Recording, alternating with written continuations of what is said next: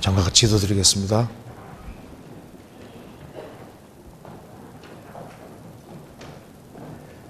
저희를 사랑하시는 하나님 아버지, 마땅히 형벌받을 수밖에 없는 저희들을 주의 보배로운 피로 구원해 주신 그 크고 놀라운 사랑을 인하여 감사를 드립니다. 우리가 알지 못할 때 우리를 먼저 사랑하신 것을 감사합니다. 그리고 다시는 심판을 받지 않게 해주신 것도 감사합니다.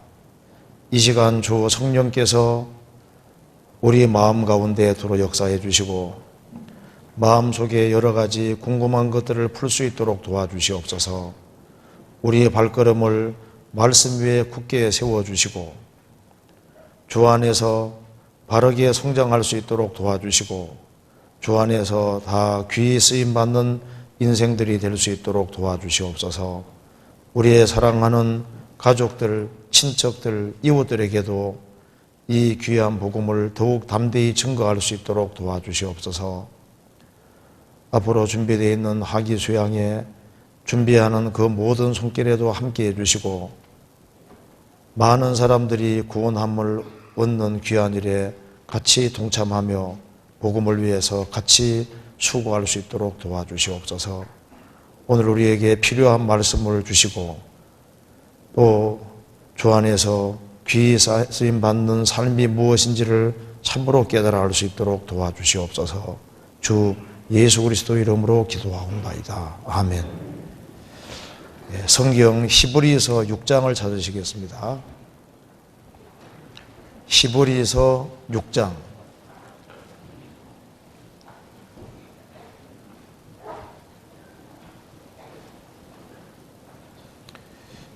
6장 17절입니다. 히브리서 6장 17절.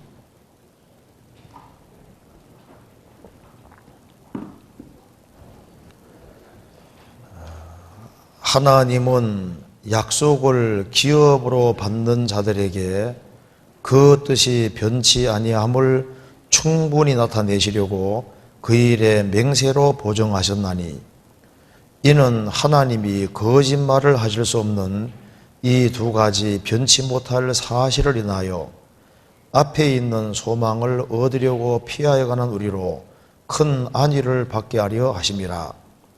우리가 이 소망이 있는 것은 영혼의 닷 같아서 튼튼하고 견고하여 휘장 안에 들어가나니. 거기까지입니다. 15절을 같이 읽어보겠습니다. 우리가 이 19절 같이 읽겠습니다. 우리가 이 소망이 있는 것은 영혼의 닷 같아서 튼튼하고 견고하여 휘장 안에 들어가나니. 거기까지입니다. 우리가 저번 일주일 동안 전도 집회를 가졌습니다. 오늘은 구원받은 그리스도인들의 신앙생활에 대해서 간단하게 좀 말씀을 드리겠습니다. 여기 히브리서 6장 19절 말씀 속에 영혼의 다시라는 말이 나와 있습니다. 소망을 가리켜서 영혼의 다시다 이렇게 표현을 했습니다. 소망은 영혼의 다시라면은 영혼은 선박과 같다고 이렇게 표현을 한 겁니다. 배와 같다는 겁니다. 그러니까 영혼이라는 배에 이제 다시 있는 사람은 이제 배에 다시 있는 것과 똑같아. 그래서 소망을 가리켜서 영혼의 다시다 이렇게 표현을 했습니다. 그래서 구원을 받은 모든 사람은 소망이라는 다시 영혼 속에 있는 겁니다.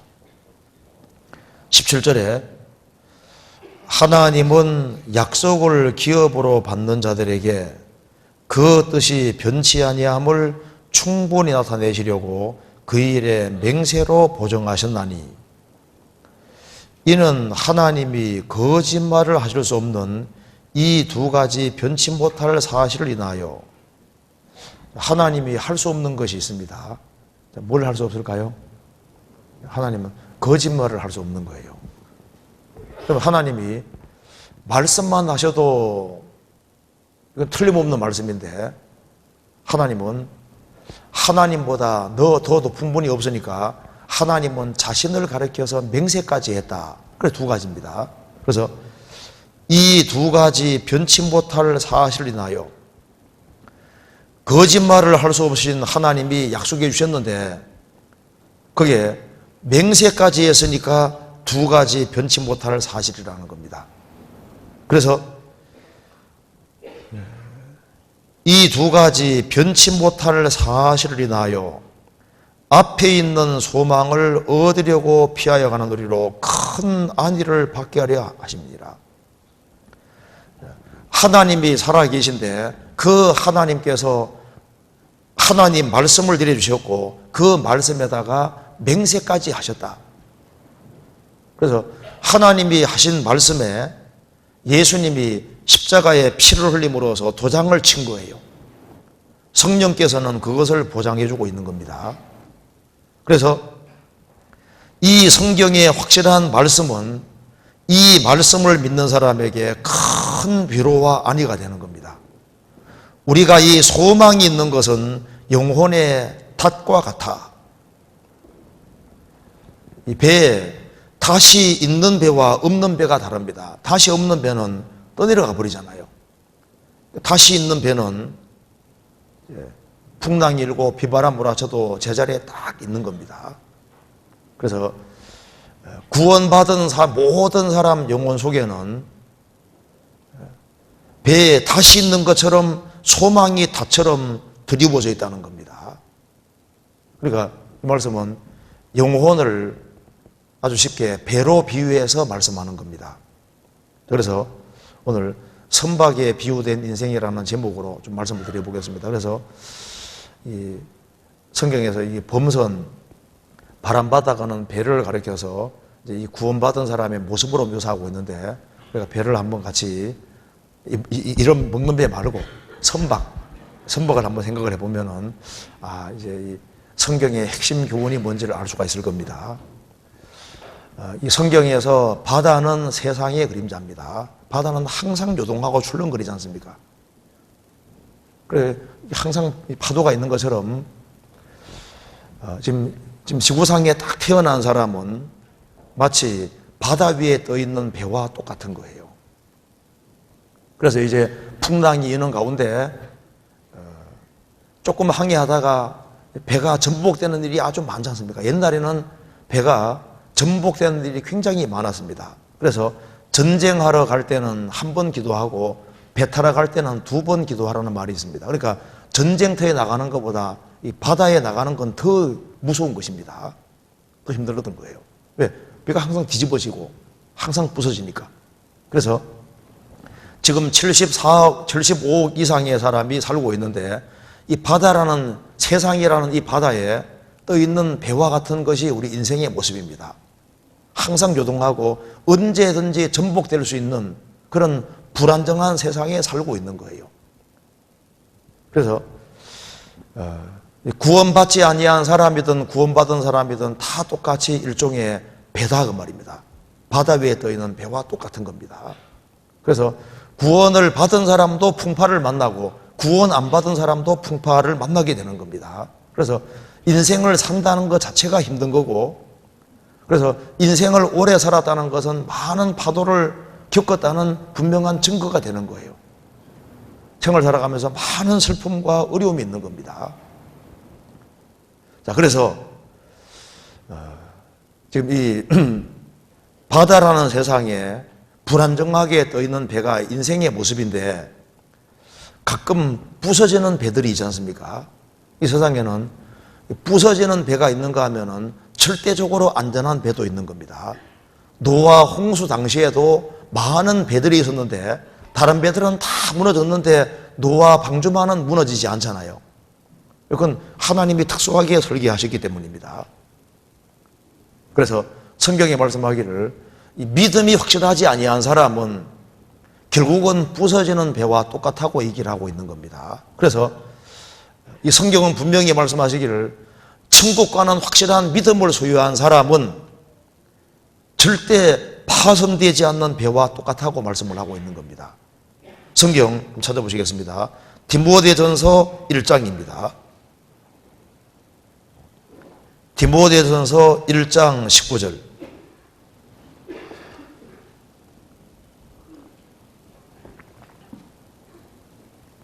(1장 19절)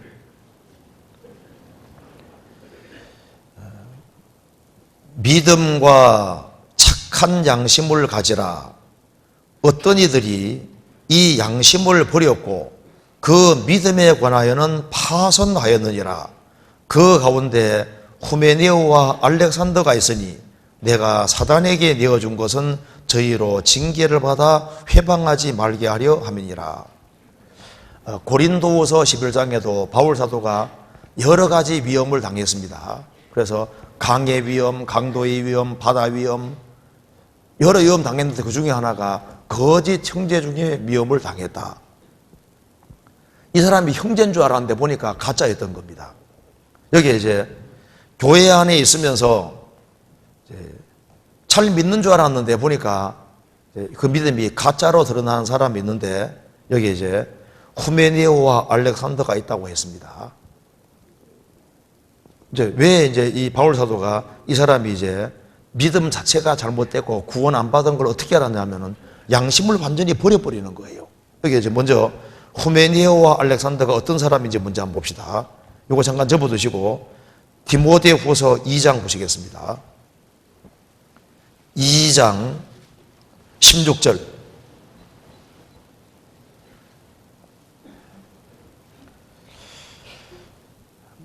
망령되고 헛된 말을 버리라.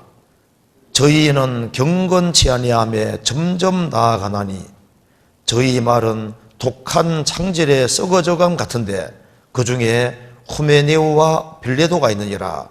진리에 관하여는 저희가 걸어떼어도다. 부활이 이미 지나갔다 하므로 어떤 사람들의 믿음을 무너뜨리느니라.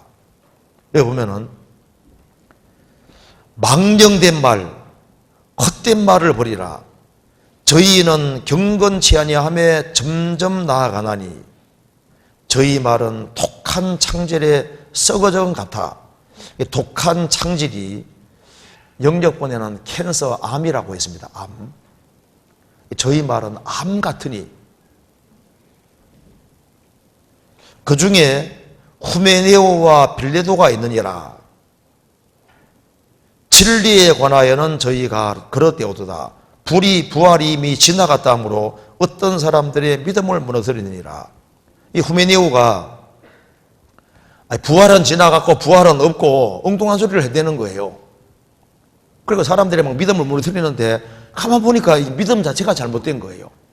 그래서 사람이 믿음과 착한 양심은 연결되어 있는데 착한 양심을 버리고 양심을 버리고 뭐 말을 막 함부로 하고 엉뚱한 얘기를 막 함부로 하고 문제를 막 일으키고 나중에 보니까 이 믿음 자체가 잘못된 겁니다.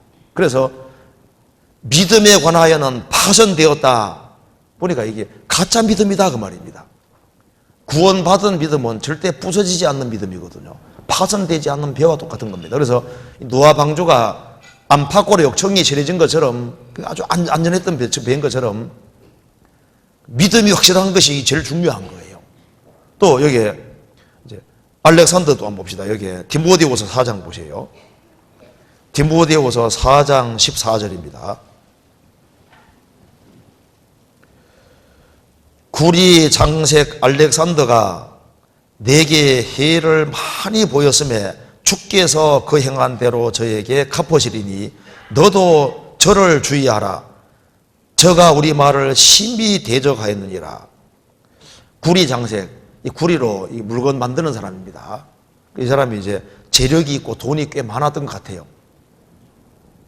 그래서 이 교회 안에서 뭔가 이제 권력을 행사하려고 했던 것 같습니다. 그래서 구리 장색 알렉산더가 내게 바울 사도에게 해를 많이 보였음에 주께서 그 행한 대로 저에게 갚으시리라. 너도 저를 주의하라. 저가 우리 말을 신비히 대적하였느니라. 그걸 복음 전하는 걸 아주 사사건건 받고 그 진리를 대적하는, 보니까 이 사람이 그렇게 양심을 저버리고 그렇게 담대하게 악을 행하는데 보니까 교회적으로 자꾸 무리를 일으키니까 교회적으로 징계해서 내쫓아버린 겁니다. 그러니까 믿음이 확실한 것이 제일 중요한 겁니다. 디모데전서 1장 다시 봅시다. 1장 19절에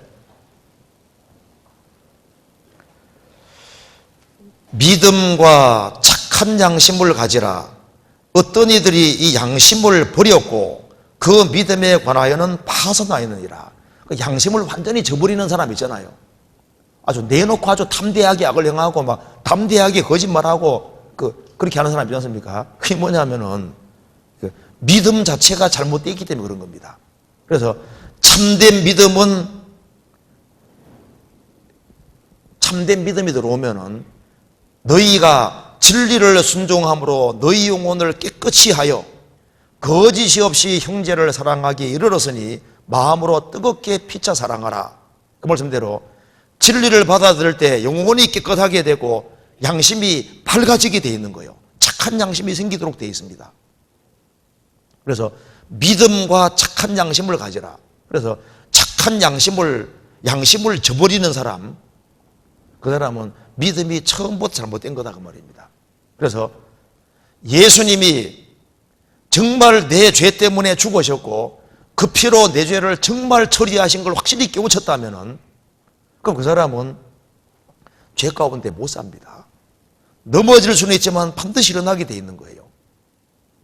만일 내가 술 취증병인데 어떤 농부가 나 살리려고 기차에 대신 치여서 죽은 사실이 있다면은 그게 실제라면은 나는 술을 멀리 하려고 하게 돼 있는 거예요. 술을 먹으면은 유혹받아 먹으면 훨씬 더 큰 가책이 생기게 돼 있고 나 대신 죽어준 이 농부 집에 가서 뭔가 좋은 일을 하려고 하도록 돼 있는 겁니다. 그렇잖아요. 하물며 농부가 자기 대신 죽어줘도 그런 일이 벌어지는데 누가 내가 이제 한 50억의 빚이 있는데 누가 대신 정말 눈 팔고 발 팔고 다 팔아서 50억을 갚아줘서 나를 죽음에서 건져줬다. 그게 사실이라면 내가 그 사람을 대할 때 어떤 마음으로 대할까요? 정말 그 사람을 존중하는 마음으로 뭔가 그 사람에게 보답하고자 하는 마음을 가지지 않겠어요? 하물며 그러한데 만왕의 왕 되신 주께서 이 우주를 창조하시고 나를 만드신 분이 이 세상에 오셔서 십자가에서 피를 흘리고 죽었고 그것이 내 죄 때문이고 내 죄를 영원히 처리하시고 나를 영원한 지옥 형벌에서 건져주신 것이 사실이라면은 그러면은 그것이 실제라면은 그 사람이 만일 죄 가운데 살면은 그 양심이 편하겠습니까? 양심에 큰 가책이 생기고 죄에서 뛰쳐나오는 힘이 있는 거예요. 그래서 죄를 지을 수는 있지만은 돌이키는 힘이 있도록 되어 있고 그리고 그 죄에서 뛰쳐나오고 진리 가운데 바라고 살고자 하는 마음이 계속 올라오게 되어 있는 거예요. 구원을 받아서도 죄의 기질은 남아있는 겁니다. 한번 따라합시다. 육으로 난 것은 육이요 성령으로 난 것은 영이니 거듭나는 것은 영이 거듭나는 겁니다. 육은 그대로 남아있어요. 한번 따라합시다. 육체이 더러운 것을 제하여 버림이 아니요 구원을 받았다고 해서 육체이 더러운 게 없어진 게 아닙니다. 타락된 기질은 그대로 있지만은 주님의 사랑이 들어오고 주님의 공로가 딱 믿어졌기 때문에 내 속에 새로운 마음이 생기는 거예요. 그래서 선한 양심이 생겼고 하나님 말씀 가운데 바르게 살고자 하는 마음이 계속 올라오게 되어 있는 겁니다. 그래서 참된 믿음은 파손되지 않는 믿음인데 그 파손되지 않는 믿음이 도대체 뭐냐고 말입니다. 그게 바로 예수님 피가 발려있는 영혼, 그것이 이제 파손되지 않는 배와 똑같은 거예요. 그래서 6월절 때 양의 피를 바른 집은 심판이 넘어갔잖아요. 양의 피를 바른 집만 안전한 거예요. 이스라엘 땅에 2만 3천 명 이상의 장자가 살았는데 2만 3천 명 이상의 장자들이 하나님 말씀대로 양을 죽여서 피를 집 좌우 설주 왼방에 발랐습니다. 2만 3천 명 중에는 아주 악한 사람도 있었을지도 모릅니다. 죄를 많이 지은 사람도 있었지만은 주님 말씀에 순종해서 피를 발랐을 때 아무리 죄가 많은 사람이라 할지라도 심판이 넘어갔잖아요. 그래서 6월절 어린 양이 바로 예수 그리스도라고 어제 설명드렸습니다. 우리의 6월절 양 곧 그리스도께서 희생이 되셨느니라. 그래서 예수님 피는 나 때문에 흘러졌습니다. 그걸 받아들인 사람은, 그게 실제로 내 것이 된 사람은 심판이 영원히 지나간 거예요.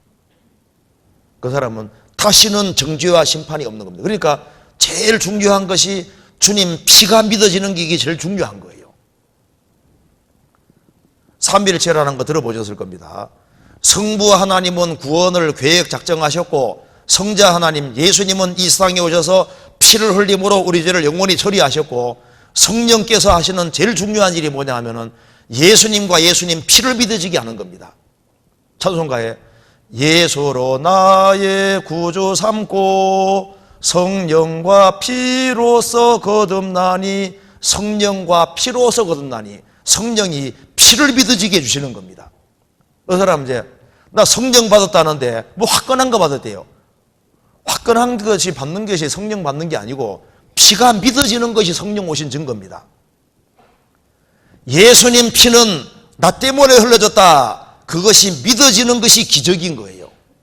그래서 예수님 피가 흘려짐으로 내 죄를 영원히 처리하셨다. 이게 확실하게 믿어지는 사람은 영원히 파손되지 않는 배와 똑같은 겁니다. 그래서 피가 중요한 거예요. 이거 봅시다. 예수님께서 내가 태어나서 죽을 때까지 피로써 과거, 현재, 미래 모든 죄값을 영원히 지불하셨습니다. 그래서 영원한 속죄를 완성하신 겁니다. 그래서 성경에서 제일 중요한 것이 바로, 성경의 주제는 바로 예수님입니다. 예수님이 왜 중요하냐 하면은 예수님이 십자가에 죽으셨기 때문입니다. 그럼 십자가가 왜 중요하냐면 십자가에서 피를 흘리셨기 때문에.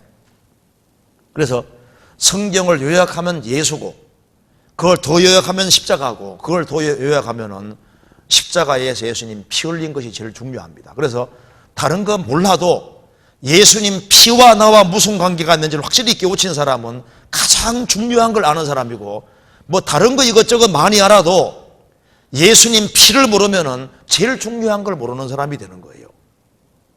그럼 예수님 피가 무슨 일을 하는지 간단하게 한번 보도록 합시다. 성경 골로새서 1장입니다. 골로새서 1장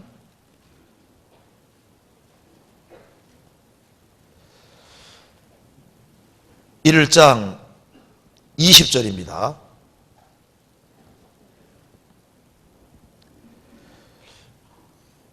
그의 십자가의 피로 화평을 이루사 만물 곧 땅에 있는 것들이나 하늘에 있는 것들을 그로 말미암아 자기와 화목해 되기를 기뻐하심이라.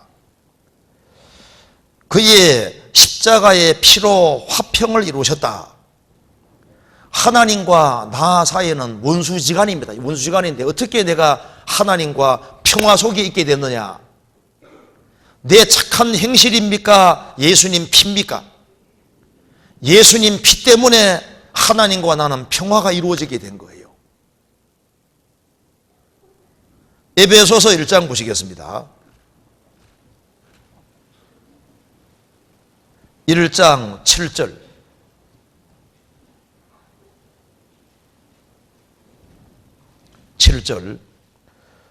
우리가 그리스도 안에서 그의 은혜의 풍성함을 따라 그의 피로 말미암아 구속 곧 죄사함을 받았으니, 예수님 피가 흘려졌으니까 피 때문에 내 죄가 사해진 겁니다. 그러니까 내 죄가 사해진 것은 내 눈물이 아니고, 내가 교회당 열심히 나오는 게 아니고, 내가 착한 일을 하는 것이 아니고, 무슨 세례 받은 것이 아니고, 무엇 때문이냐? 예수님이 피로 값을 지불하셨기 때문에 구속이라는 것은 값을 지불했다 그 말입니다. 피로서 죄값을 영원히 지불하셨기 때문에 죄를 사함 받았다 그 말입니다. 우리 죄가 다 사해진 것은 피 때문에 사해진 거예요. 로마서 5장 보시겠습니다.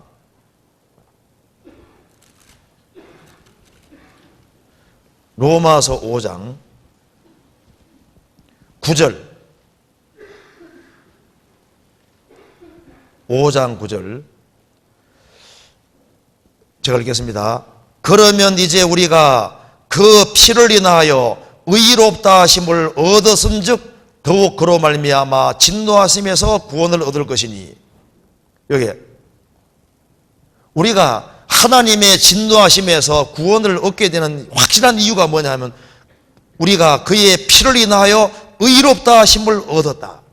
무슨 말이냐면은, 자, 죄 사함이란 말이 큰 말일까요? 의롭다 하는 말이 큰 말일까요? 의롭다가 훨씬 더 큰 말입니다. 쉽게 말씀드려서 이제 어떤 병장이, 짝대기 4개가 병장이잖아요. 군인 병장이 죄를 지어서 감옥에 갔습니다.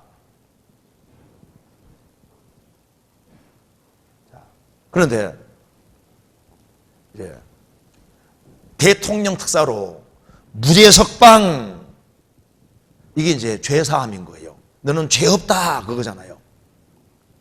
그런데 의롭다는 거 뭐냐면은 무죄 석방 정도가 아니라 별 4개 달아주고 끄집어내는 겁니다. 너는 장군이다. 그럼 누가 청과자로 생각하겠습니까? 의롭다는 건 뭐냐면은 너는 죄를 하나도 안 지었을 뿐 아니라 이 성경을 다 지킨 사람처럼 간주해 주는 것이 의롭다는 거예요.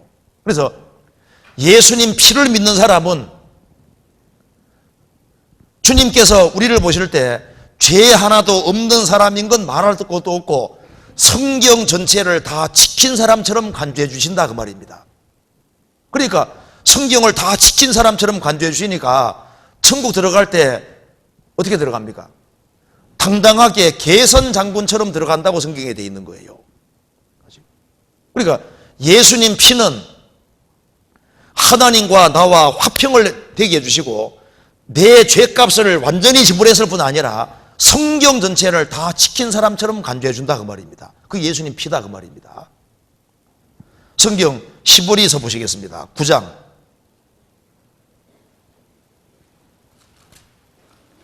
시보리서 9장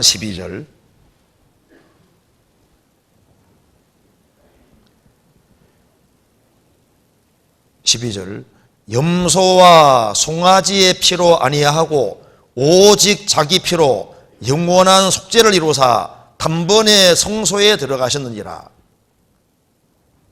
죄는 사함 받았다는 게 중요한 것이 아니라 얼만큼 사함 받은지가 중요한 겁니다. 죄를 사함 받되 자기 피로 영원한 속죄를 이루셨다. 과거, 현재, 미래 모든 죄를 예수님께서 피로써 죄값을 영원히 지불하심으로 우리를 완전히 형벌해서 건지신 거예요. 그래서 영원한 속죄가 이루어진 것은 뭡니까? 예수님 피 때문에 된 거예요. 그리고 13절 염소와 황소의 피와 및 암송아지의 죄로 부정한 자에게 뿌려 그 육체를 정결케 하여 거룩케 하거든 하물며 영원하신 성령으로 말미암아 흠없는 자기를 하나님께 드린 그리스도의 피가 어찌 너희 양심으로 죽은 냉실에서 깨끗하게 하고 살아계신 하나님을 섬기게 못하겠느냐.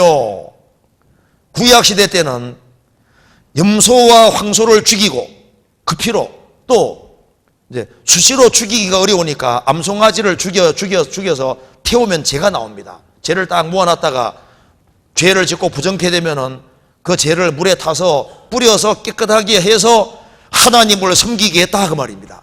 구약시대 때 짐승의 피를 의지해서도 살아계신 하나님을 섬겼다면은 하물며 영원하신 성령으로 말미암아 흠없는 자기를 드린 하나님께 드린 그리스도의 피가 어찌 너희 양심으로 죽은 냉실에서 깨끗하게 하고 살아계신 하나님을 섬기게 못하겠느냐.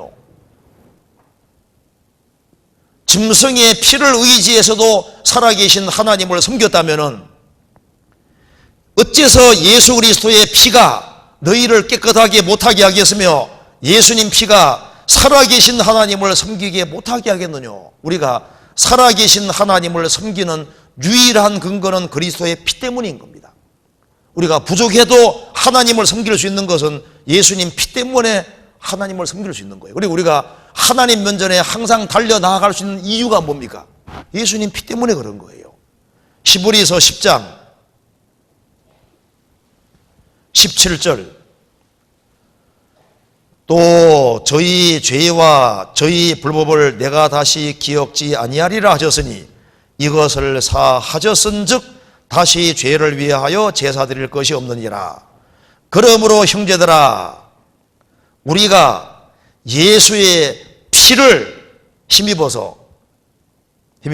성소에 들어갈 담력을 얻었나니 그 길은 우리를 위하여 휘장 가운데로 열어놓으신 새롭고 산 길이요 휘장은 곧 저의 육체니라. 예수님이 죄를 다 사하시고 기억지 않는다고 하셨습니다. 다시는 죄를 위한 제사가 필요 없다 그 말입니다. 그래서 우리가 형제들아 우리가 예수의 피를 힘입어 내 공로를 힘입어서 뭐습니까? 내 눈물을 힘입어서입니까? 아니잖아요. 예수의 피를 힘입어 성소에 하나님이 계신데 하나님 계신 곳에 들어갈 담력을 얻었다. 그 무한히 걸어가신 하나님 면전에 어떻게 나아갈 수 있느냐?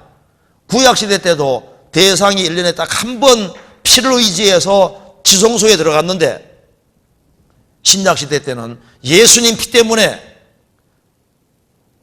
성소와 지성소가 없어지게 된 겁니다. 예수님이 십자가 달리실 때 죽으실 때 성소 휘장이 쫙 찢어졌어요. 그래서 예수님 안에는 하나님이 계시고 밖에는 죄인이 있는데 예수님 몸이 찢겨지심으로 하나님과 나 사이에 막힌 담이 완전히 흘린 겁니다. 그래서 우리가 하나님 앞에 나아갈 수 있는 근거가 달려가서 안길 수 있는 근거가 예수님 피 때문인 거예요. 요한계시록 1장 보시겠습니다.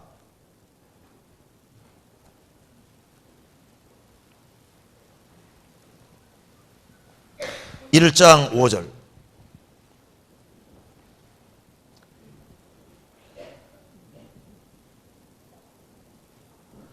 또 충성된 증인으로 죽은 자들 가운데서 먼저 나시고 땅의 임금들의 머리가 되신 예수 그리스도로 말미암아 은혜와 평강이 너에게 있기를 원하노라. 그 다음 같이 읽겠습니다.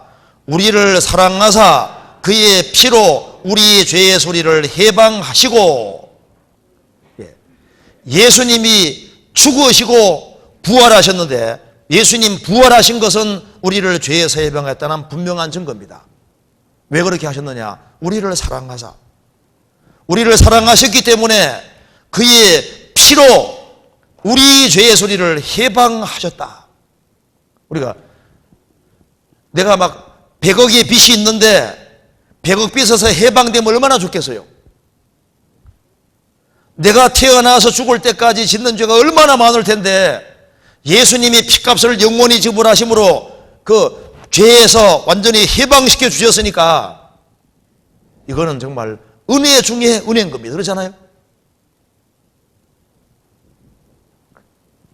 자, 그러면 주님이 오실 때 나를 데려가는 이유가 뭘까요? 요한계시록 5장 봅시다. 5장 9절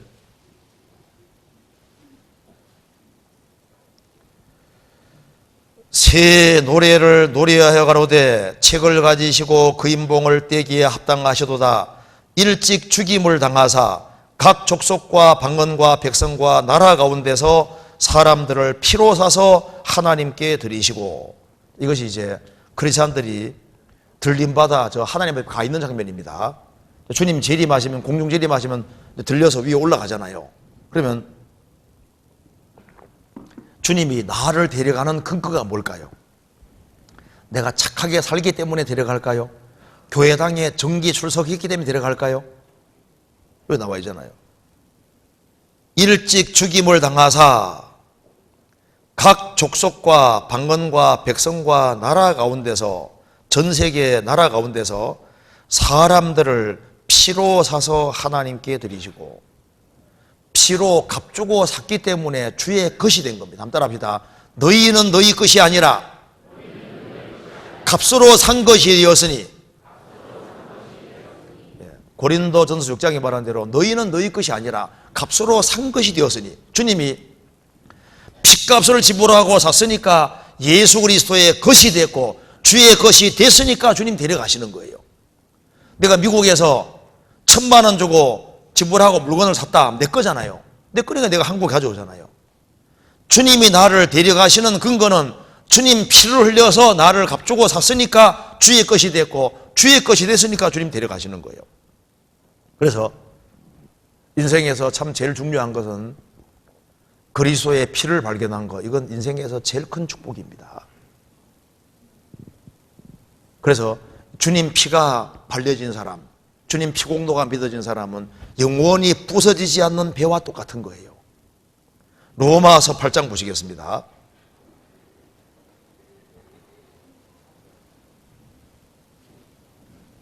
(8장) 33절.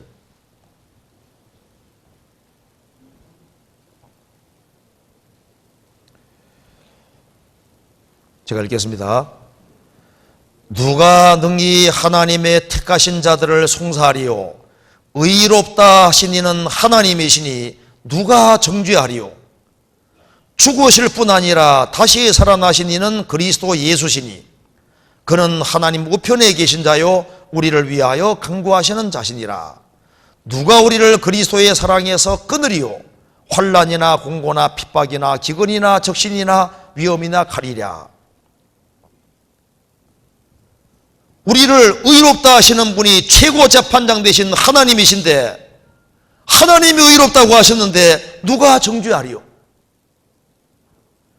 죽으실 뿐 아니라 다시 살아나신 이는 그리스도 예수시니 그는 하나님 우편에 계신 자요 우리를 위하여 간구하시는 자시니라. 우리를 위해 죽어주셨고 우리를 위해서 간구하시는 분이 주님이신데 누가 우리를 정죄하리요? 그래서 구원받은 사람은 영원히 멸망치 않는 겁니다. 요한복음 10장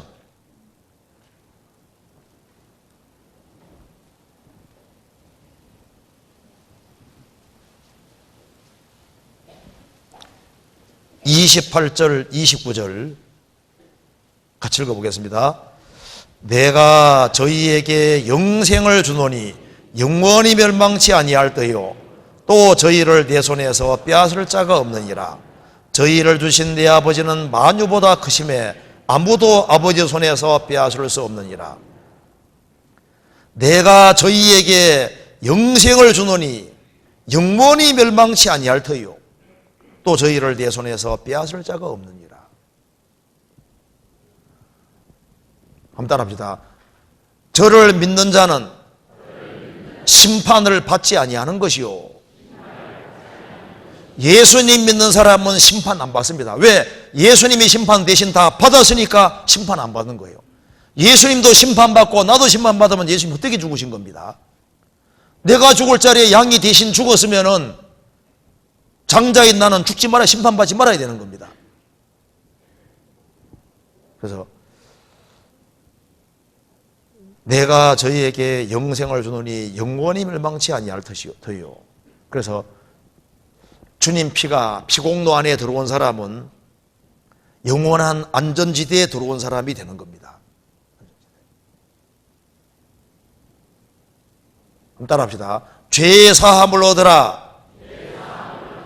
그리하면 성령을 선물로 받으리니.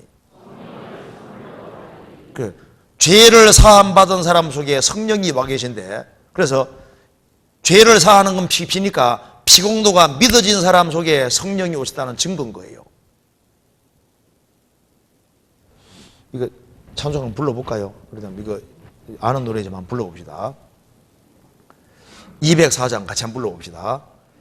예수로 나의 구주 삼고 성령과 피로써 거듭나니 이 세상에서 내 영혼이 하늘의 영광 누리도다. 이것이 나의 간증이요 이것이 나의 찬송일세. 나 사는 동안 끊임없이 구주를 찬송하리로다. 이것이 나의 간증이라 하는데 뭐가 간증이냐 하면은 성령과 피로서 거듭나니 피공도가 믿어진 것이 간증인 거예요. 그 사람은 간증하라 그러면요 막 병이 나았고 막 남편 사업이 잘 되고 자식이 뭐 대학에 붙고 하나님 도우심으로 이것저것 잘 되고 하는데 피 얘기가 안 나와요. 죄를 사함 받은 간증이었거든요. 그게 엉터리 간증이다. 진짜 중요한 간증은 성령님의 도우심으로 피공도가 믿어지는 이게 제일 중요한 거예요. 그렇잖아요. 그래서 이제 구원받은 사람은 이제 선박은 선박인데 무슨 선박이라고요? 파손되지 않는 선박. 피공도가 발려있는 사람은 절대 파손되지 않는 배하고 똑같이 된 거예요. 이건 이해되죠, 이제? 그 다음에 이제 구원 받기 전에는 우리가 선장이었지 않습니까? 선장. 영혼이라는 배에 선장은 되고 항상 자기 중심으로 생을 살았던 거예요. 지금까지 수십 년 동안 내 주관과 방법대로 내 원대로 살았는데 이제 구원을 받고 난 이후에는 새로운 주인이 생긴 겁니다. 예수님이 내 인생의 주인이 된 거예요. 이거 한번 봅시다.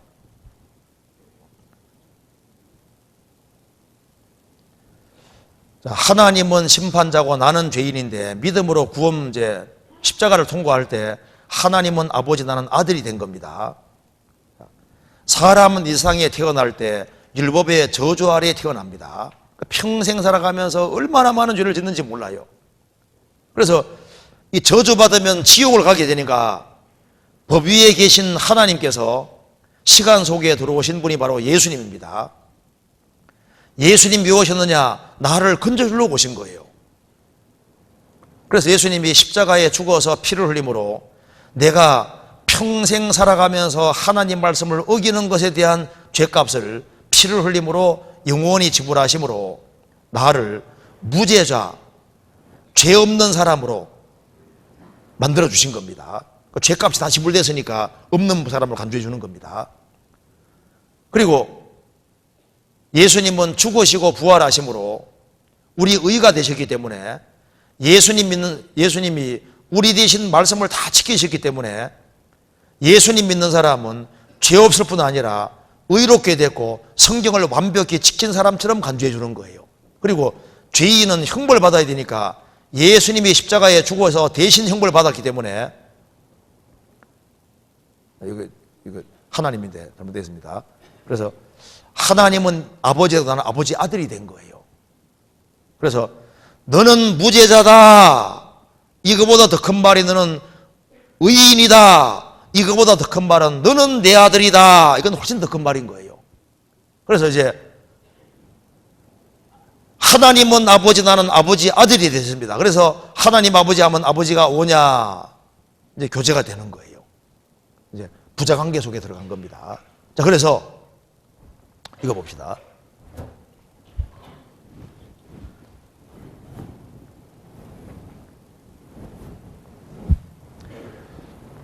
구원 받기 전에는 하나님은 심판자,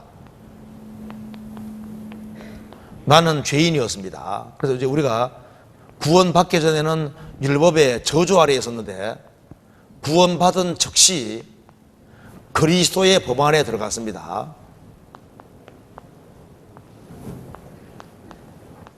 그래서 이제 고린도전서 9장에 보면은 바울 사도가 말하기를 나는 율법 아래에 있지 아니하다 했습니다. 그렇지만은 그리스도의 법 아래 있다고 율법 아래 있다고 했습니다. 이게 무슨 말이냐면은 이제 구원받을 때 심판은 영원히 끝나서 예수 죽음 내 죽음 예수 부활 내 부활 돼서 이제 율법의 이제 심판이 끝나버리기 때문에 구원받은 즉시 어떤 일이 벌어지냐 하면은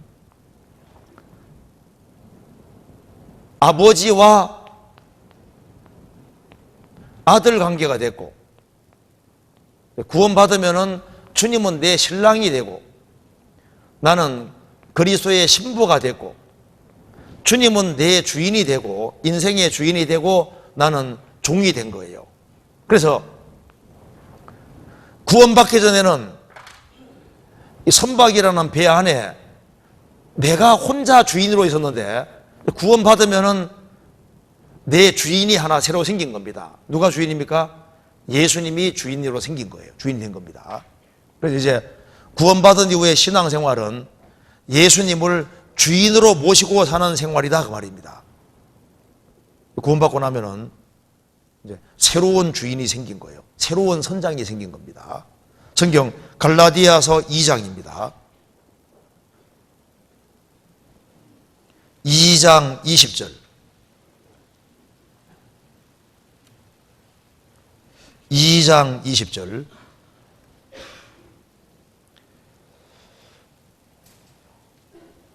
같이 읽어봅시다. 내가 그리스도와 함께 십자가에 못 박혔나니 그런즉 이제는 내가 산 것이 아니요 오직 내 안에 그리스도께서 사신 것이라. 이제 내가 육체 가운데 사는 것은 나를 사랑하사 나를 위하여 자기 몸을 버리신 하나님의 아들을 믿는 믿음 안에서 사는 것이라. 내가 그리스도와 함께 십자가 못 박혔나니 예수님 죽은 자리가 내가 형벌 받은 자리입니다. 그런즉 이제는 내가 산 것이 아니요 오직 내 안에 그리스도께서 사신 것이라.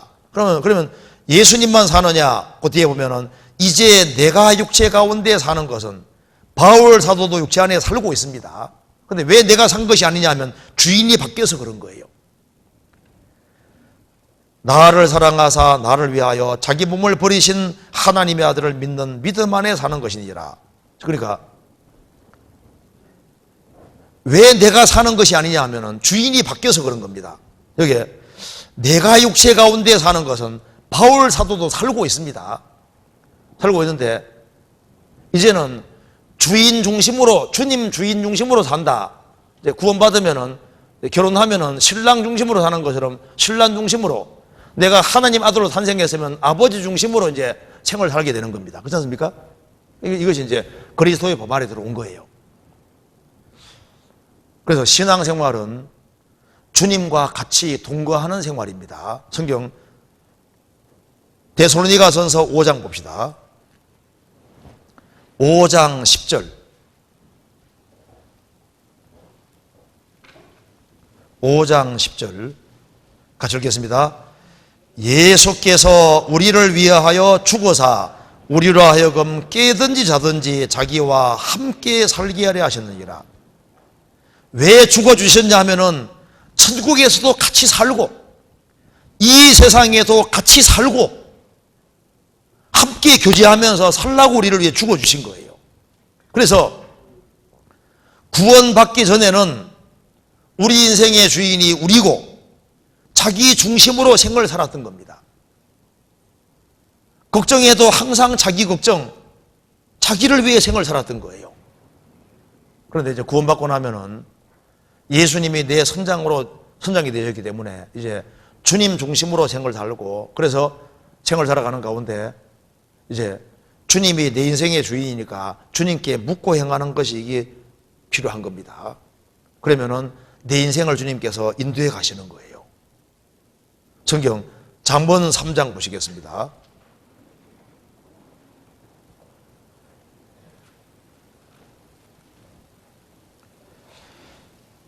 3장 5절입니다.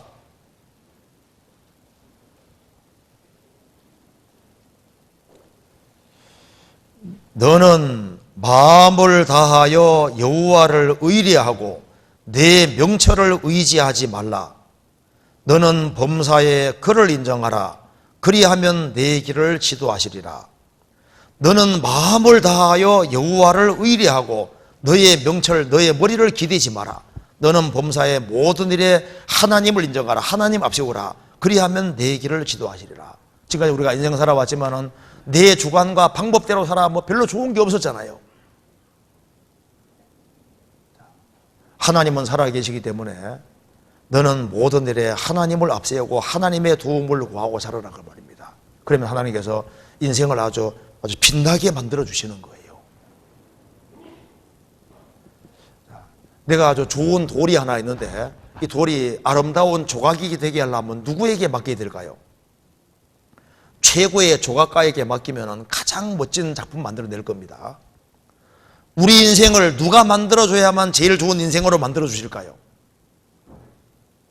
하나님께 맡기면 이게 제일 현명한 길인 거예요. 그래서 하나님 나 좀 도와주세요. 순간순간 하나님께 기대고 하나님께 의지하고 살아가는 것이 이게 제일 좋은 인생인 겁니다. 그래서 주님께 인생을 맡기면은 주님은 가장 영광스러운 쪽으로 배를 이끌어 가시는 거예요. 가장 좋은 길로. 그래서 생을 살아가면서 하나님이 인도해 주시는 대로 걸으려고 하는 것이 필요합니다. 시편 32편 보시겠습니다.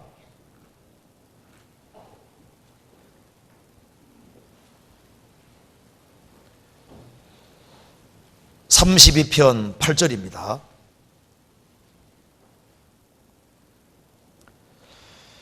내가 너의 갈 길을 가르쳐 보이고 너를 주목하여 훈계하리로다. 너희는 무지한 말이나 노새같이 되지 말지어다. 그것들은 자골과 굴레로 단속하지 아니하면 너희에게 가까이 오지 아니하리로다. 여기 말씀했습니다. 내가 너희의 갈 길을 가르쳐 보이고, 너가 구원받은 사람입니다. 구원받은 사람의 갈 길을 가르쳐 보이고, 그 다음에 가는지 안 가는지 주목해보고, 엉뚱한 곳으로 가면 훈계하면서 걸어가면 안 된다고 지시해 준다 그 말입니다.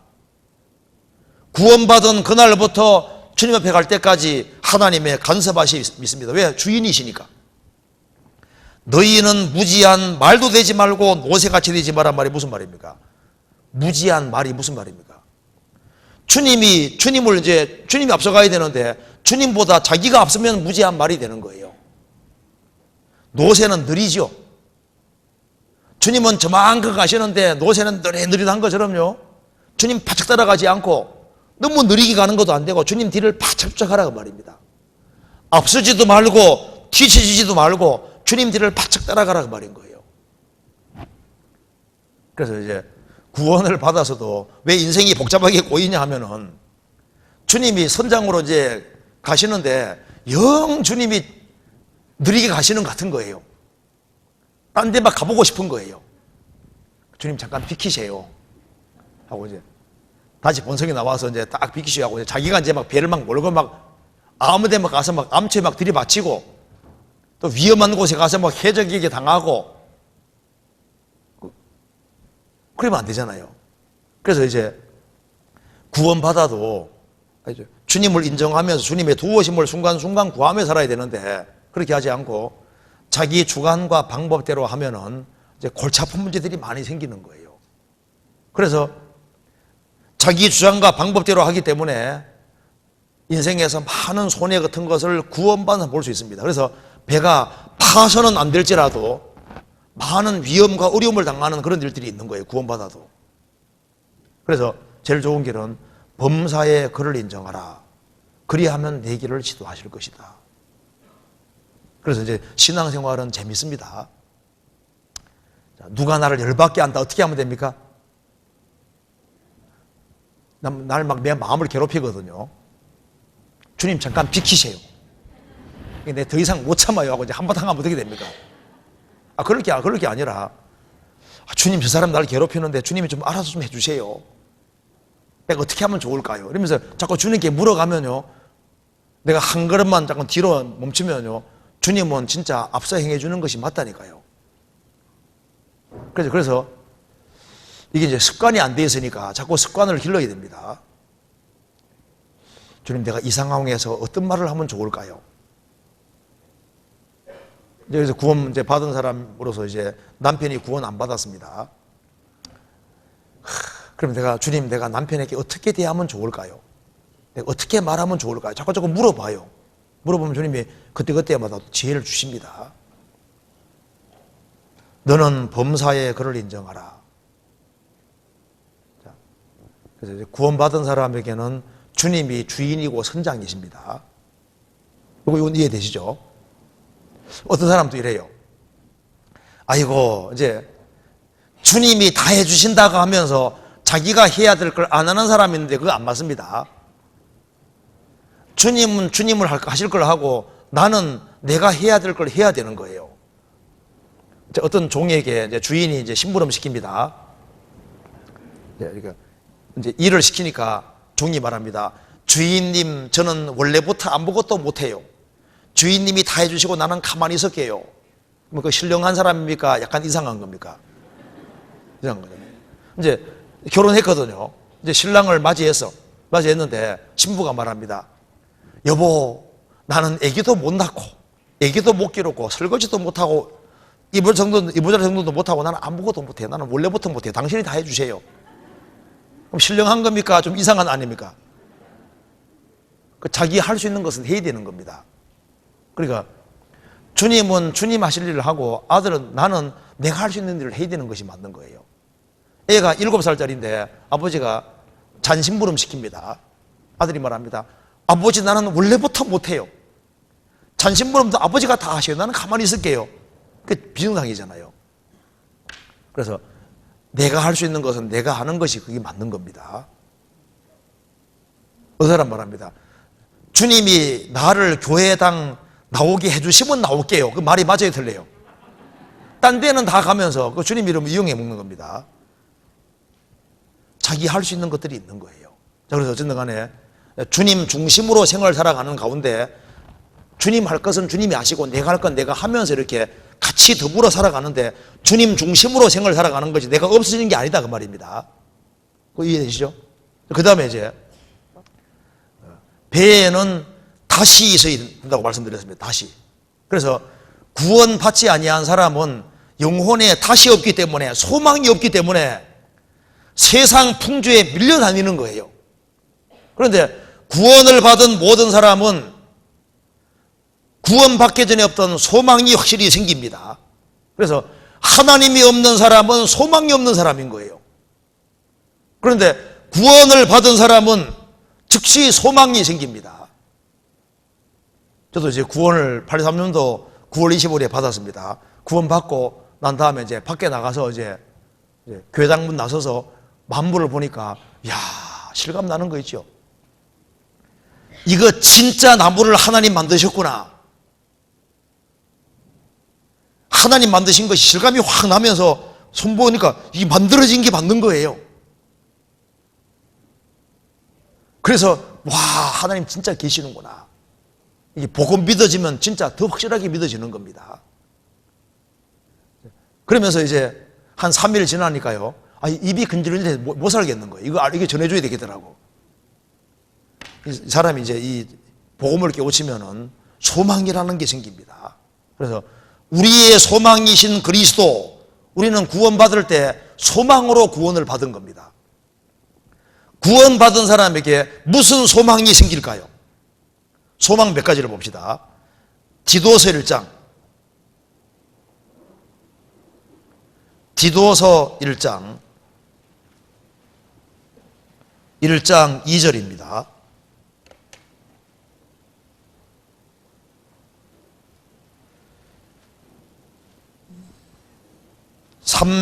(348페이지입니다) 영생의 소망을 이남이라. 이 영생은 거짓이 없으신 하나님이 영원한 때 전부터 약속하신 것인데, 그리스도인에게 무슨 소망이 있습니까? 영생의 소망을 이남이라. 구원받은 사람은 하나님처럼 되어서 영원히 산다 그 말입니다. 이 세상 사람들은 500년 후를 생각할 수 없잖아요. 1000년 후를 생각할 수 없습니다. 크리스찬들은 죽는데 죽지 않습니다. 영생, 사실은 예수님이 불로초입니다.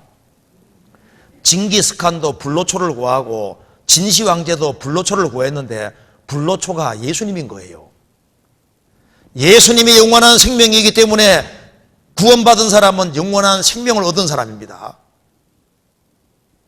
C.S. 루이스가 쓴 나니아 연대기 책에 크리스찬의 일생은 뭐와 같느냐? 아주 두꺼운 책에 겉표지에 해당된다. 겉표지나 목차에 해당된다고 말입니다. 그래서 어떤 재미있는 책 보면은 이제 읽어 들어가면 뒤로 갈수록 더 흥미진진한 책이죠. 크리스찬의 일생은 두꺼운 책에 겉표지에 불과하고 이제 천국에 들어가는 순간부터 재미있는 이야기가 펼쳐지는데 뒤로 갈수록 더 재미있는 이야기가 무궁무진하게 있는 엄청난 세계 속에 들어가는데 뒤로 갈수록 영원히 재미있는 그 세계 속에 들어가는 거예요. 영생의 소망을 인함이라. 영생의 소망이 있습니다. 무슨 소망이 있냐 하면은 상봉의 소망이 있습니다. 주님을 보되 얼굴과 얼굴을 대해서 보고 신구약 성도들을 다 만나게 되는 거예요. 고린도전서 13장 보시겠습니다.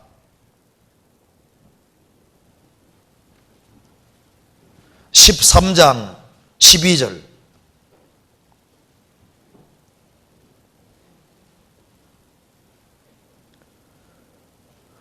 우리가 이제는 거울로 보는 것 같이 희미하나 그때는 얼굴과 얼굴을 대하여 볼 것이요 이제는 내가 부분적으로 하나 그때에는 주께서 나를 아신 같이 내가 온전히 알리라. 우리가 이제는 거울로 보는 것 같이 희미하다. 옛날 거울은 청동제 거울이기 때문에 얼굴 비치면 희미하게 보이는 겁니다. 그때는 얼굴과 얼굴을 대해서 볼 것이요 우리를 구원해 준 주님과 얼굴과 얼굴을 대해서 보고 구약시대 성도들을 신약시대 성도들을 저 위에서 다 만납니다. 우리가 아브라함을 만날까요 안 만날까요? 만납니다. 아담 만날까 안 만날까요? 만납니다. 아담은 구원 받았습니다. 다윗도 만나고 모세도 만나고 루터도 만나고 스펄전도 만나고 이제 역사 속에서 구원받은 사람 다 만날 거 아니에요. 구원받은 모든 사람은 저 위에서 상봉해서 영원히 영광 중에 정말 사는 겁니다. 그리고 이제는 내가 부분적으로 하나, 부분적으로 한다는 것은 기록된 것밖에 알 수 없다는 겁니다. 지금은 아직 모르는 게 많잖아요. 그러나 그때는 주께서 나를 아신 것 같이 내가 온전히 알리라. 우리 인생에 참 궁금한 것이 많잖아요. 왜 하나님 내가 한국에 태어나야 했습니까? 내가 왜 이렇게 가난한 가정에 태어나야 했습니까? 나를 왜 이렇게 못생기게 태어나게 했습니까? 좀 이쁘게 만들어 주시지. 내 인생에 왜 이렇게 풍파가 많습니까? 내 인생이 왜 이렇게 기구합니까? 뭐 묻고 싶은 거 많잖아요. 저 위에 서게 되면은 모든 비밀이 다 밝혀집니다. 저 위에 서게 되면은 모든 것을 다 알게 되는데 무드셀라는 지구상에서 가장 오래 산 사람입니다. 969세. 그러니까 960세 살았으니까 얼마나 많은 걸 알았겠습니까? 그런데 구원받은 사람이 주님 앞에 서는 그날 이 지구상에 어떤 사람이 알았던 것보다 더 많은 걸 한순간에 다 알게 되는 거예요. 그렇잖아요. 우리는 천국에 소망이 있습니다. 사람들은 천국을 안 믿으려 하는데 천국이 있어요. 그 사람 말합니다. 나는 캐나다 밴쿠버에 살 거다. 제가 성지순례 갔을 때 그 이탈리아 그 소렌토 있죠. 소렌토 거기 가보니까 야 정말 절경이더라고요. 멋있더라니까요. 그런데 그런 거하고 천국과는 비교가 안 됩니다. 하나님이 자기를 사랑하는 자들을 위하여 예비하신 모든 것은 눈으로 보지 못하고 귀로도 듣지 못하고 사람의 마음으로도 생각지 못하였다는 것 같으니라. 고린도서 2장 9절에 말한 대로 하나님이 자기를 사랑하는 사람들을 위해서 예비하신 모든 것이 있는데 눈으로 보지 못하고 귀로 듣지 못하고 사람의 마음으로도 상상할 수 없는 엄청난 것을 준비해 놓은 거예요. 그 세계가 있고 영원한 천국이 정말 있습니다. 우리를 천국을 주시려고 우리를 구원하신 거예요. 그리고 천국에 들어가면은 영원한 기쁨이 있습니다. 시편 16편 보시겠습니다. 시편 16편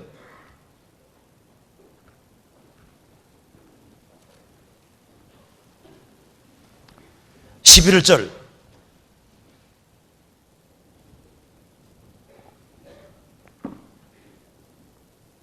같이 읽겠습니다. 주께서 생명의 길로 내게 보이시리니 주의 앞에는 기쁨이 충만하고 주의 우편에는 영원한 즐거움이 있나이다. 주께서 생명의 길로 내게 보이시리니 주의 앞에는 기쁨이 충만하고 주의 우편에는 영원한 즐거움이 있나이다. 천국은 기쁨이 충만한 세계고 영원한 즐거움이 있는 세계입니다. 즐거움도 하나님이 만들어 놓으신 거예요. 인간이 죄를 지어서 고통이라는 게 주어진 겁니다. 어머니가 해산할 때 그 죽는 고통 치르는데 그거 하나님이 허락하신 거예요. 죄를 지었으니까. 그런데 천국은 영원한 즐거움이 있습니다. 우리 생을 살아가는 가운데 만족을 느끼고 행복한 순간들이 있잖아요.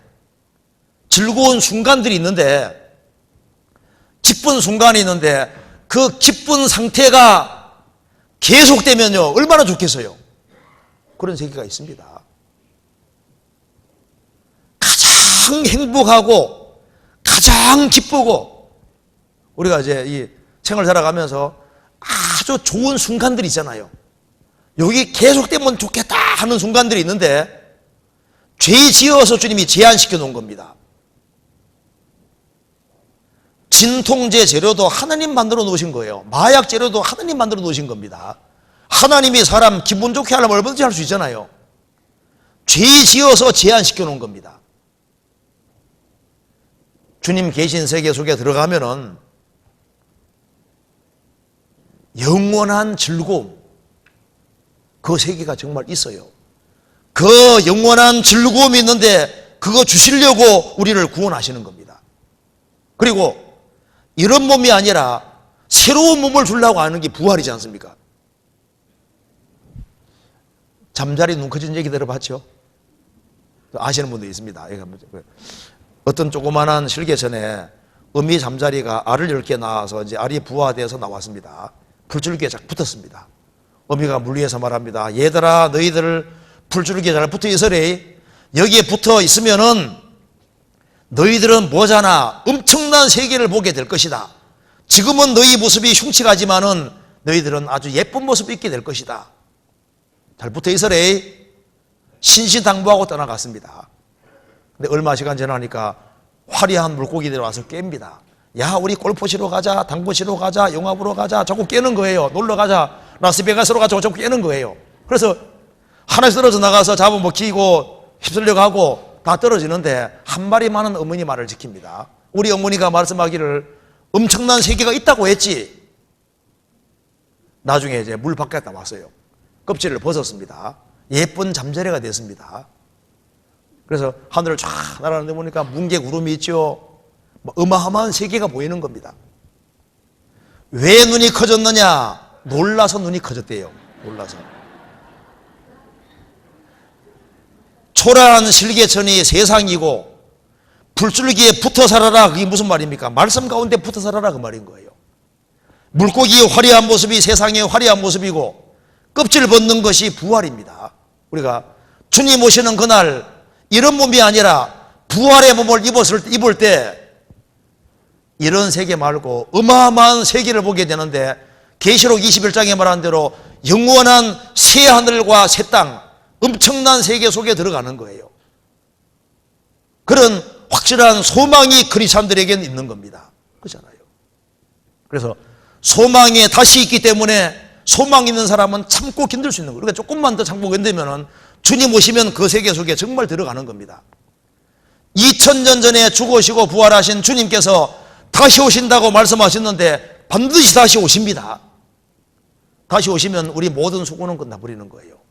그리고 배에는 다시 있을 뿐 아니라 키가 필요합니다. 키가 방향을 결정하는 겁니다. 성경에서 봅시다. 야고보서 3장 보시겠습니다. 야고보서 3장 4절.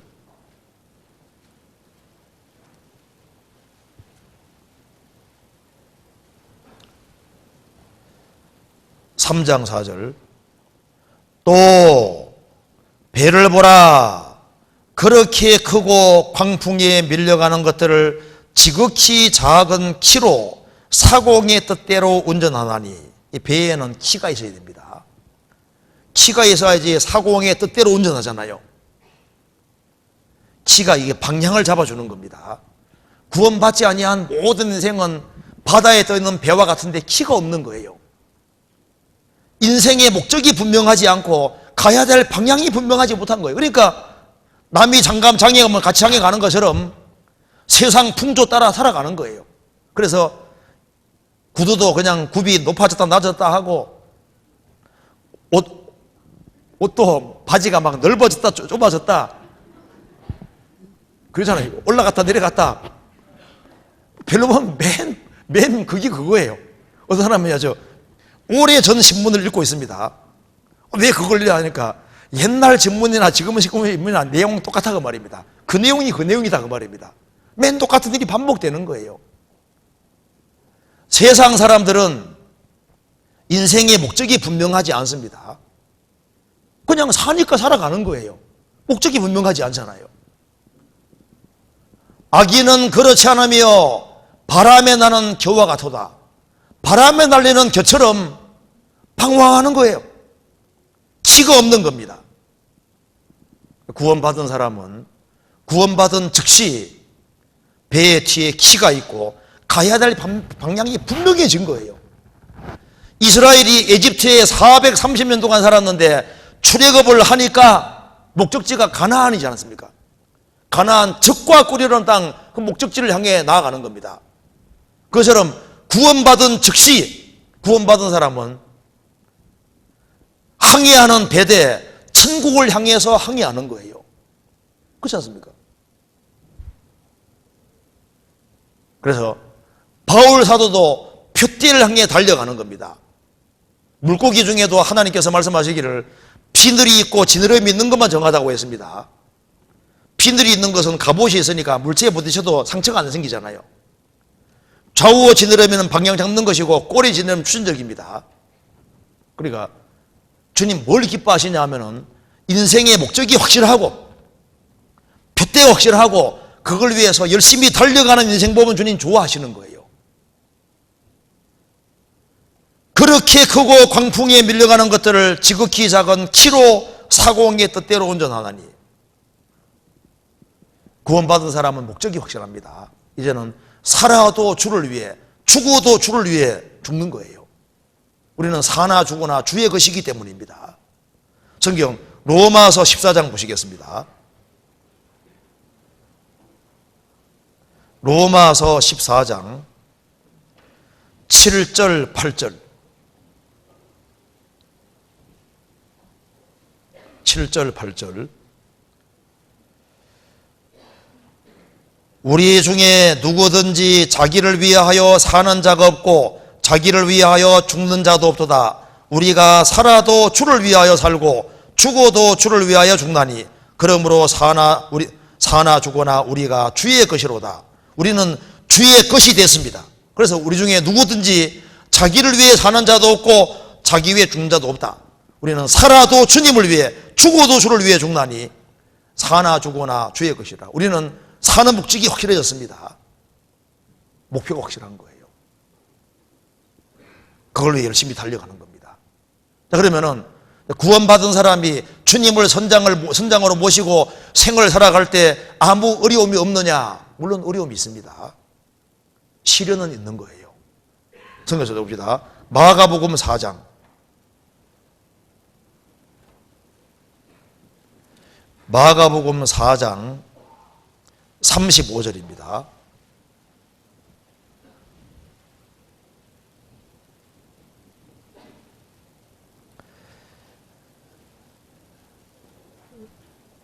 그날 저물 때 제자들에게 이르시되 우리가 저편으로 건너가자 하시니 저희가 무리를 떠나 예수를 배에 계신 그대로 모시고 가매 다른 배들도 함께 하더니 큰 광풍이 일어나며 물결이 부딪혀 배에 들어와 배에 가득하게 되었더라. 예수께서는 고물에서 베개를 베시고 주무시더니 제자들이 깨우며 가로되 선생님이여 우리의 죽게 된 것을 돌아보지 아니하시나이까 하니 예수께서 깨어 바람을 꾸짖으시며 바다들어 이르시되 잠잠하라 고요하라 하시니 바람이 그치고 아주 잔잔해지더라. 이에 제자들에게 이르시되 어찌하여 이렇게 무서워하느냐 너희가 어찌 믿음이 없느냐 하시니 저희가 심히 두려워하여 서로 말하되 저가 뉘기에 바람과 바다라도 순종하는고 하였더라. 이제 예수님께서 우리가 갈릴리 호수 저편으로 건너가자 말씀하시고 예수님이 배에 직접 타시고 예수님과 함께 가는 길입니다. 예수님이 배에 계시고 예수님 모시고 갈릴리 호수 갈릴리 바다를 건너가는데 풍파가 생기는 거예요. 내가 구원도 받았고 예수님이 내 인생의 주인이 됐고 목표를 주님이 가자고 하는 것을 가는데 어려움이 없느냐? 어려움이 주어지는 거예요. 여기 보시면 37절에 큰 광풍이 일어나며 물결이 부딪혀 배에 들어와 배에 가득하게 되었더라.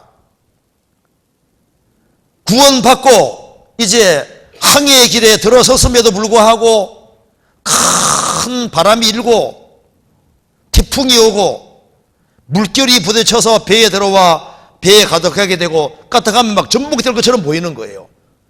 그런데 38절에 예수께서는 고물에서 베개를 베시고 주무시더니 심각한 위험 속에 있는데 주님은 주무시고 계시고 아무 도움선을 펼치지 않고 있는 겁니다. 주님이 그 배 안에 있는데 배가 부서질 리가 없고 무너질 리가 없잖아요. 주님이 어떻게 하는가 보시는 겁니다. 제자들이 깨웠습니다. 우리의 죽게 된 것을 돌아보지 아니하시나이까. 예수님께서 일어나셔서 바람 꾸짖으면서 바다들이 이르시되 잠잠하라 고요하라 하시니 바람이 그치고 아주 잔잔해지더라. 왜 주님이 풍랑을 일게 하셨을까요? 제자들은 자기들이 믿음이 꽤 괜찮은 줄 생각하는 거니까 너희들이 믿음이 아주 적다는 걸 보여주기 위해서 주님께 더 의지하게 하기 위해서 주님 능력을 더 경험하게 하기 위해서 주님을 더 알아가게 하기 위해서 시련을 주시는 겁니다. 이제 구원받고 난 다음에 주님께서 감당할 수 있는 범위 안에서 여러 가지 어려움을 주십니다.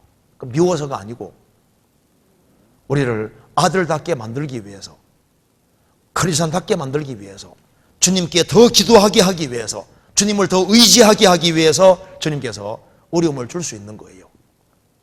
어려움은 주시되 또 적당한 때가 되면 또 주님께서 풍랑 잔잔케 하시는 것처럼 어려움을 또 헤쳐나가게 만들어주시는 겁니다. 그래서 우리가 풍파를 겪어나가면서 이제 계속 항해를 하는 거예요. 이해되시죠? 그래서 구원을 받아서도 어려움이 주어집니다. 남편이 사업에 부도를 만나기도 하고 구원받았지만 자식이 말썽 부리기도 하고 구원받았지만은 질병이 생기기도 하고 사회에서 막 왕따 당하고 막 퇴출도 당하고 정적인 어려움도 주어지고 핍박도 주어지고 여러 가지 어려움이 주어지는데 원래 어려움은 오는 겁니다. 그래서 성경에 말씀하기를 환난 날에 담대하라고 주님 말씀하신 거예요. 왜? 주님이 살아계시고 도와주실 테니까. 감당할 이상의 시험이 없기 때문입니다. 그리고 이제 항해를 잘하기 위해서는 이제 바람을 잘 받아야 되는 거예요. 그래서 돛대미스를 튼튼히 해야 되는 겁니다. 성경에서 봅니다. 이사야 33장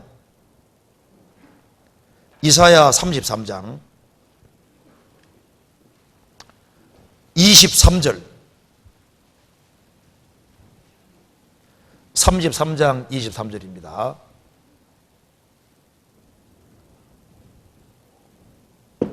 같이 읽어보겠습니다. 너의 돛대줄이 풀렸었고 돛대미스를 튼튼히 하지 못하였었고 돛을 달지 못하였었느니라. 때가 되면 많은 재물을 탈취하여 나누리니 저는 자도 그 재물을 취할 것이며. 여기 이제 이스라엘 민족 전체를 일종의 배로 설명하고 있습니다. 선박으로 설명하고 있는데 한 개인도 마찬가지입니다. 너의 돛대줄이 풀렸었고, 이스라엘 사람 신앙이 엉망이라는 말입니다. 돛대 미스를 튼튼히 하지 못하였었고 돛을 달지 못하였느니라. 자, 이게 돛을 달고 바람 잘 받으려면 돛대 미스를 튼튼히 해야 되죠. 이거 뭐 돛대 미스 이겁니다. 이거 한번 봅시다. 여기 돛대가 이렇게, 여기 돛대입니다. 잘 아시죠? 이런 게 돛대입니다. 이런 거. 돛대 미스를 튼튼히 해야 되는 거예요. 돛대 미스를 튼튼히 하지 못했다. 이런 게 돛대입니다. 돛대 미스를 딱 튼튼하게 해야 되는 거예요. 왜? 바람 받으려고. 그래서 어떻게 하는 게 돛대 미스를 튼튼히 하는 것일까? 구원받은 사람이 돛대 미스를 튼튼히 하는 것이 뭘까요? 여기 주님 몸된 교회 안에 뿌리를 내리는 거예요. 그래서 구원받은 사람이 꼭 알아야 될 것이 뭐냐 하면은, 이제 신앙생활은 자기 기백으로 하는 것이 아닙니다.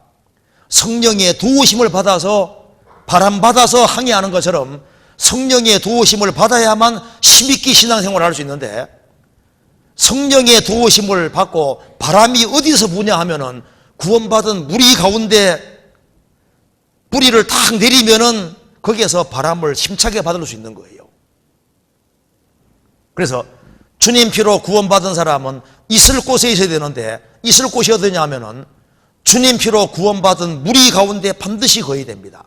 그래야만 주님의 공급을 받고 힘있게 신앙생활을 할 수 있는 거예요. 그래서 이게 돛대 밑을 튼튼히 하는 게 뭐냐 하면은 포도나무 가지로 딱 붙는 겁니다. 구원받은 무리 가운데 뿌리를 내리는 거예요. 요한복음 15장 보시겠습니다. 요한복음 15장 3절입니다.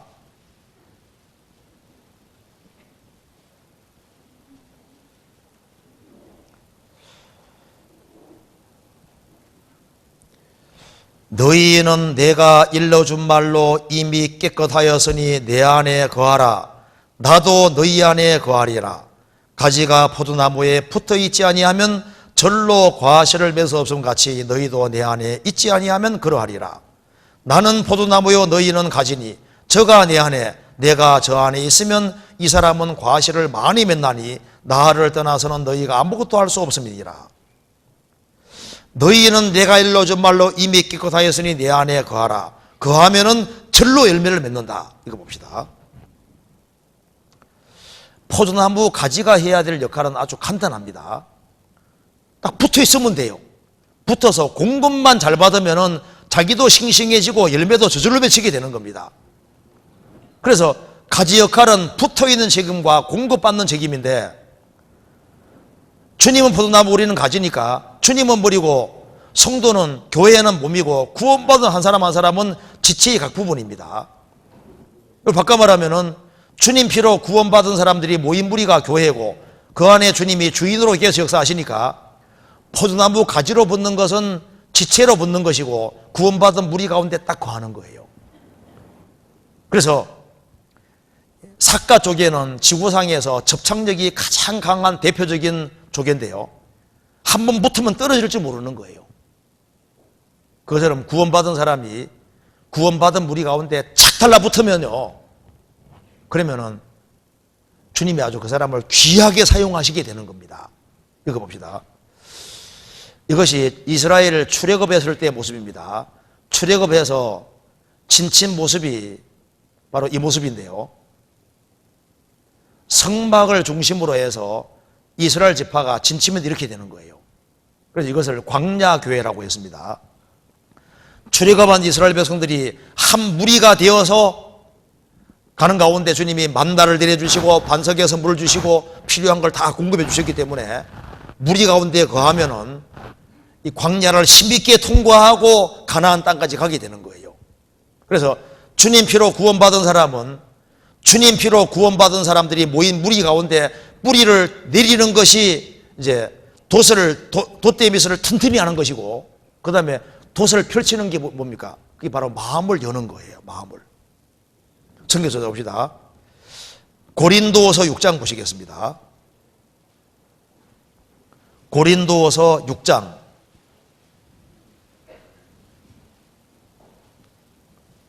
11절입니다. 6장 11절.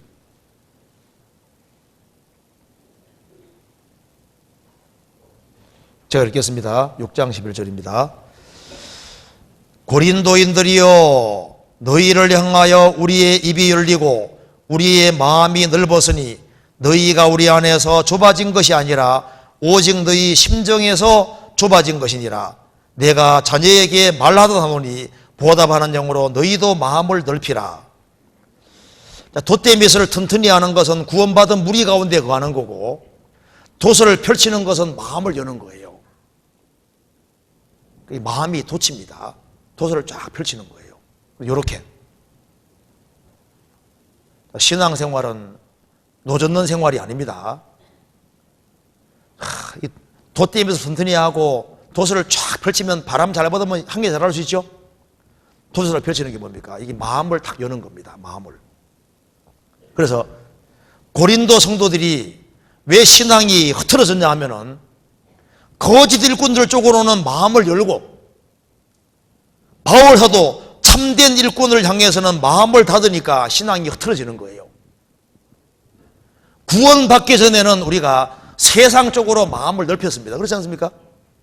그래, 세상 것을 환영하고 세상 것을 받아들이니까 세상 사람처럼 살았던 거예요. 이제는 주님 쪽으로 마음을 열어야 되는 겁니다. 시편 119편 32절에 주께서 내 마음을 넓히시오면 내가 주의 계명의 길로 달려가리이다. 주께서 내 마음 넓히시면 어느 쪽으로? 이제는 하나님 쪽으로 마음을 넓히고, 주님이 세우신 교회 쪽으로 마음을 넓히고, 성경 쪽으로 마음을 넓히고, 일꾼 쪽으로, 성도 쪽으로 마음을 넓히고, 운명과 고락을 함께 하면은 그 구원받은 무리 가운데 성령 역사하시기 때문에 힘차게 신앙생활을 할 수 있게 되는 겁니다.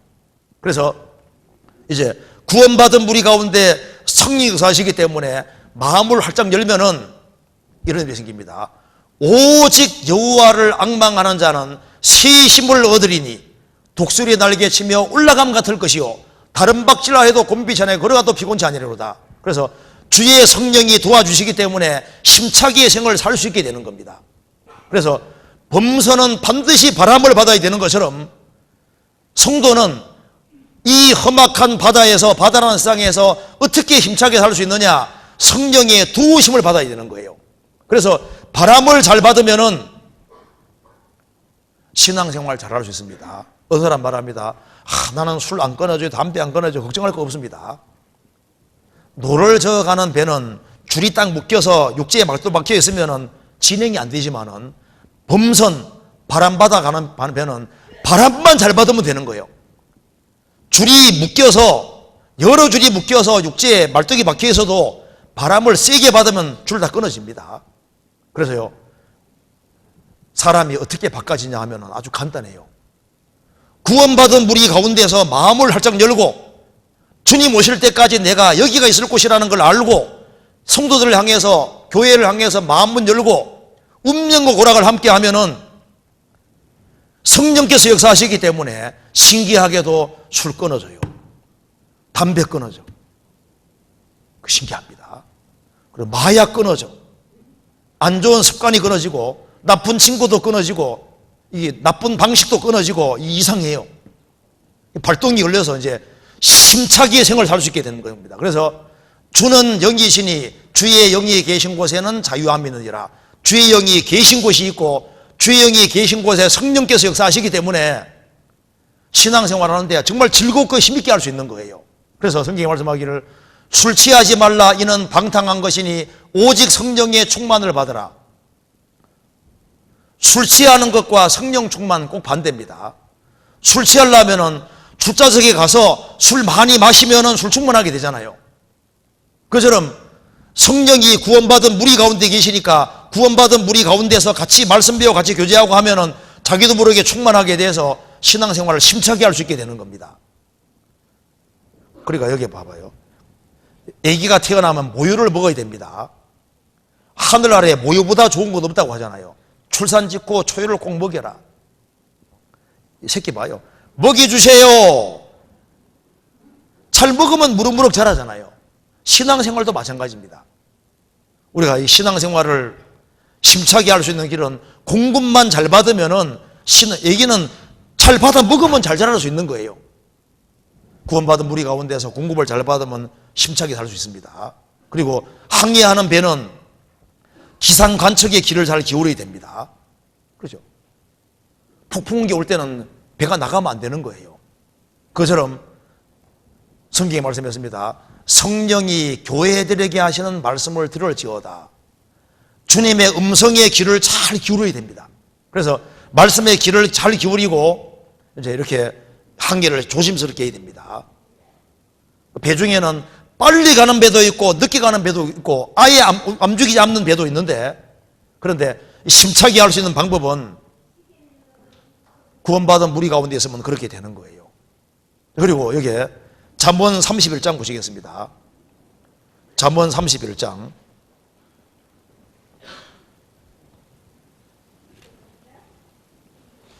잠언 31장 14절.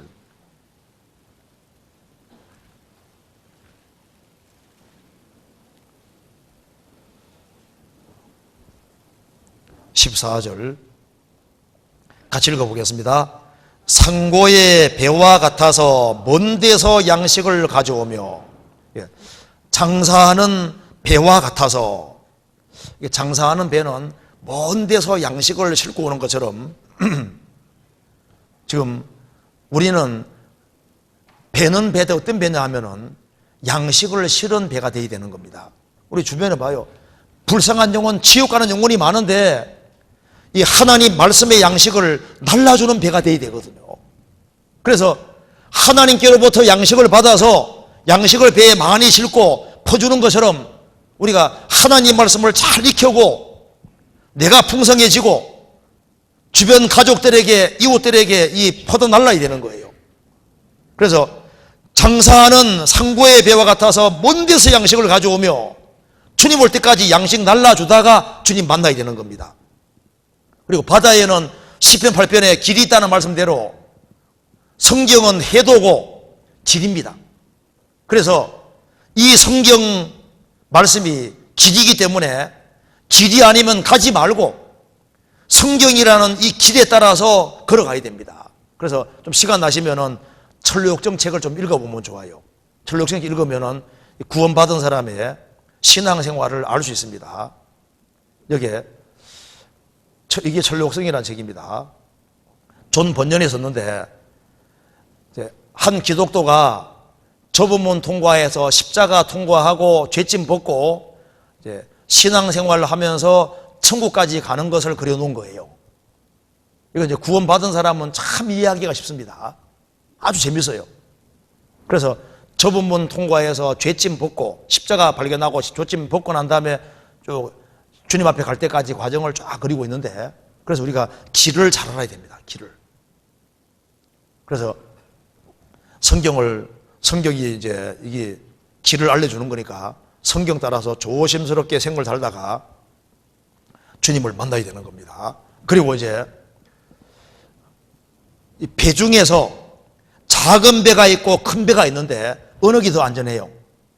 큰 배. 그래서 이제 구원받고 시간 지나면 지날수록 배가 점점 커지는 것도 같습니다. 영혼이 점점 커지거든요.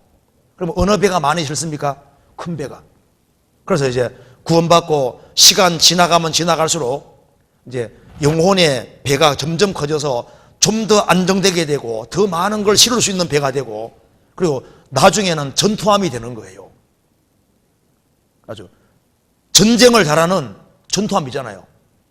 군함처럼 이렇게 바뀌어서 아주 용감한 거리소인으로 점점 바뀌어지게 되는 겁니다. 그렇게 하다가 이제 최종 목적지 항구에 도달하게 되는 거예요. 한 군데부터 봅시다. 성경 시편 107편입니다. 107편. 고달픈 배도 항구가 있는 것처럼 우리 인생에도 궁극적으로 항구가 있습니다. 107편 23절. 선척을 바다에 띄우며 큰 물에서 영업하는 자는 여호와의 행사와 그 기사를 바다에서 보나니 여호와께서 명하신즉 광풍이 일어나서 바다 물결을 일으키시는도다. 저희가 하늘에 올랐다가 깊은 곳에 내리니 그 위험을 인하여 그 영혼이 녹는도다. 저희가 이리저리 구르며 취한 자같이 비틀거리니 지각이 혼돈하도다. 이에 저희가 그 근심 중에 여호와께 부르짖음에 그 고통에서 인도해 내시고 광풍을 평정히 하사 물결로 잔잔케 하시는도다. 저희가 평안함을 인하여 기뻐하는 중에 여호와께서 저희를 소원의 항구로 인도하시는도다. 이 항해를 오래 한 배는 고달프고 힘들잖아요. 근데 항해를 잘 마치고 이제 소원의 항구, 원하는 항구에 도달할 때 거기에는 안식이 있고 정말 쉼이 있습니다. 교회도 일종의 작은 항구와 같은데 이제 우리가 항해를 다 하고 나면은 소원의 항구, 거기에 도착하게 되는데 천국에 도착하게 되고 천국에서 이제 정말 천국에 들어갈 때 그 천국의 땅을 밟을 때 얼마나 좋겠어요. 외양간에서 나온 송아지 같이 뛰리라 그 말씀대로 이제 천국에 들어가서 너무너무 좋아서 외양간에 나온 송아지처럼 펄펄 뛸 겁니다. 이 세상은 우리가 지금 바다를 통과하는 겁니다. 조금만 더 참고 통과하면 저 세계 속에 들어가게 되는데 우리 혼자 들어가면 안 됩니다. 우리의 사랑하는 가족들, 이웃들, 접촉하는 사람들을 어떻게 하든 간에 같이 항해해서 같이 저 천국까지 갈 수 있도록 그렇게 우리가 이끌어야 되는 겁니다. 같이 기도하시겠습니다. 자비로우신 우리 아버지 하나님 감사합니다. 저희들을 주의 보배로운 피로 구원해 주신 것을 감사합니다. 소망 없는 저희들에게 소망을 주신 것을 감사합니다. 우리 나머지 생에 주님께서 도와주셔서 우리의 사랑하는 가족들, 친척들, 이웃들에게 이 귀한 복음을 증거할 수 있도록 도와주시고 집안 식구 중에 특별히 한 사람도 이뤄지지 아니하고 같이 천국에 설 수 있도록 우리의 삶을 다스려 주옵소서. 우리도 다음 시간 또 주의 거룩한 말씀께 부탁드립니다. 고마우신 우리 구주 예수 그리스도 이름으로 기도하옵나이다. 아멘. 찬송가 210장 같이 부르시겠습니다.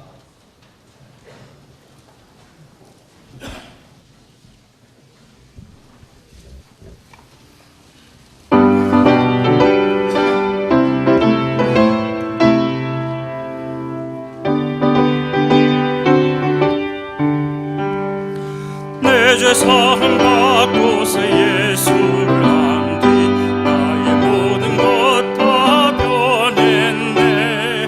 지금 나의 가는 길 천국이요 주의 피로 내 죄를 씻었네.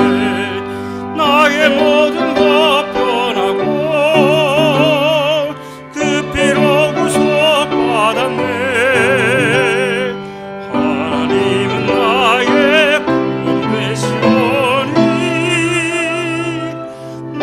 정죄함 없겠네. 주님 밝은 빛 되서 눈에 찌고 나의 모든 것 다 변했네. 지금 내가 주 앞에 온전케 되면 주의 공로를 의식함일세. 나의 모든 것 변하고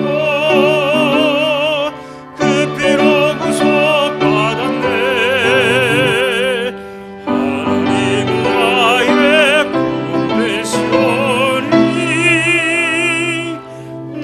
정죄함 없